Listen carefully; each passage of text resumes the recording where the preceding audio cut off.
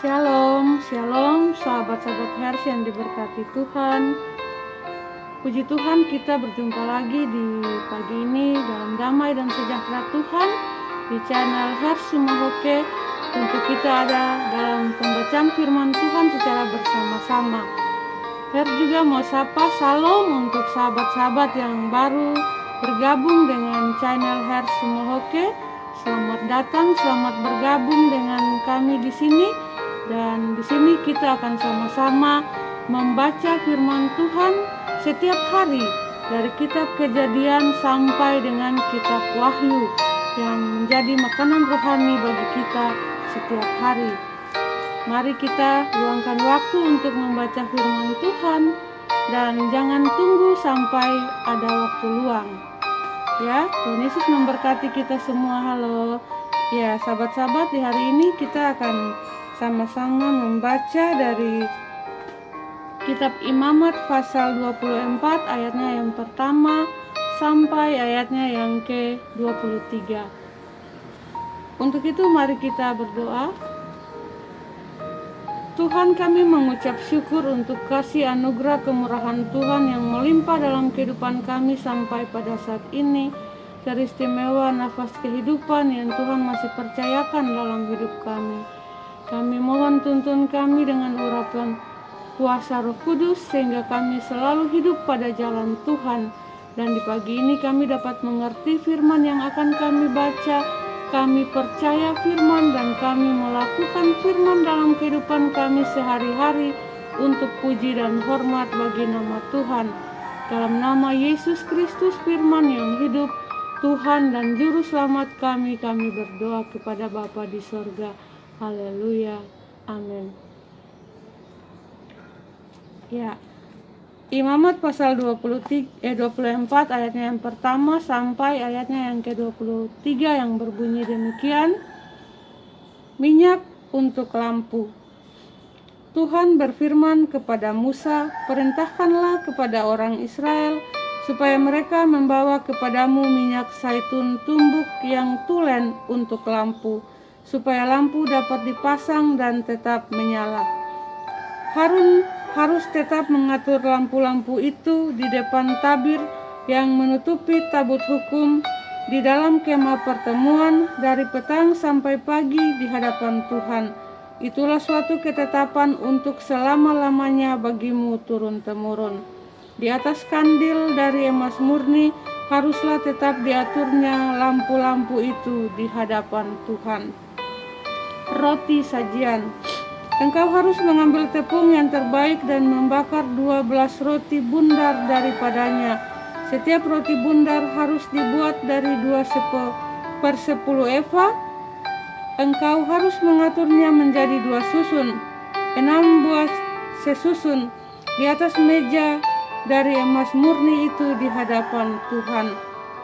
Engkau harus membubuk kemenyan tulen di atas tiap-tiap susun. Kemenyan itulah yang harus menjadi bagian ingat-ingatan roti itu, yakni suatu korban api-apian bagi Tuhan. Setiap hari Sabat ia harus tetap mengaturnya di hadapan Tuhan. Itulah dari pihak orang Israel suatu kewajiban perjanjian untuk selama-lamanya. Roti itu teruntuk bagi Harun serta anak-anaknya, dan mereka harus memakannya di suatu tempat yang kudus. Itulah bagian maha kudus baginya dari segala korban api-apian Tuhan. Itulah suatu ketetapan untuk selama-lamanya. Penghujat nama Tuhan dihukum lain-lain kejahatan.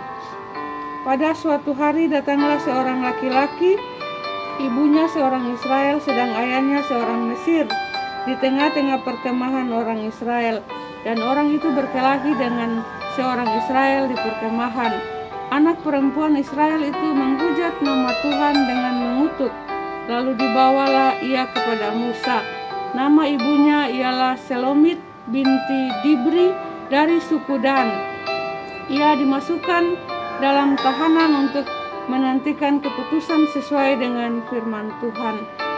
Lalu berfirmanlah Tuhan kepada Musa, bawalah orang yang mengutuk itu keluar perkemahan dan semua orang yang mendengar haruslah meletakkan tangannya ke atas kepala orang itu. Sesudahnya haruslah seluruh jemaat itu melentari dia dengan batu.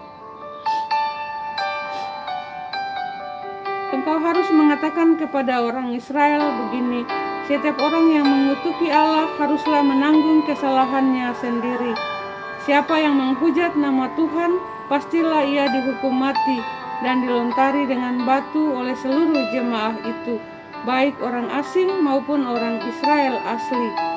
Bila ia menghujat nama Tuhan, haruslah dihukum mati. Juga apabila seseorang membunuh seorang manusia, pastilah ia dihukum mati. Tetapi siapa yang memukul mati seekor ternak harus membayar gantinya, seekor ganti seekor. Apabila seseorang membuat orang sesamanya bercacat, maka seperti yang telah dilakukannya, begitulah harus dilakukan kepadanya. Patah ganti patah, mata ganti mata, gigi ganti gigi. Seperti dibuatnya orang lain bercacat, begitulah harus dibuatnya kepadanya. Siapa yang memukul mati seekor ternak, ia harus membayar gantinya. Tetapi siapa yang membunuh seorang manusia, ia harus dihukum mati. Satu hukum berlaku bagi kamu, baik bagi orang asing maupun bagi orang Israel asli, sebab akulah Tuhan Allahmu. Demikianlah Musa menyampaikan firman itu kepada orang Israel. Lalu dibawahlah orang yang mengutuk itu keluar perkemahan dan dilontarilah dia dengan batu. Maka orang Israel melakukan seperti yang diperintahkan Tuhan kepada Musa. Demikianlah pasal pembacaan firman Tuhan di saat ini yang menjadi makanan rohani bagi kita untuk hari ini. Berbahagialah kita yang mendengar firman, percaya firman, dan menjadi pelaku firman dalam kehidupan kita sehari-hari untuk puji dan hormat bagi nama Tuhan. Tuhan Yesus memberkati kita semua. Haleluya. Amin. Nah, sahabat-sahabat, selamat beraktivitas di hari ini. Tuhan Yesus memberkati kita semua. Haleluya. Amin. Shalom.